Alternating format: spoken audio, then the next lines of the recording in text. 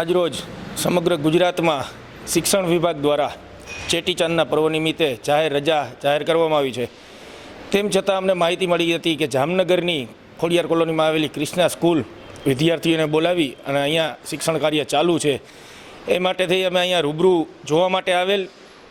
શાળામાં વિદ્યાર્થીઓ ભણતા હતા। અમે શાળાને રિક્વેસ્ટ કરી વિદ્યાર્થીઓને છોડી દેવામાં આવેલ હતા। ત્યારબાદ ડીઓ કચેરીમાં જાણ કરી અને ત્યાંથી પણ એક ટીમ આવેલ છે અને એમની પણ કાર્યવાહી ચાલુ છે।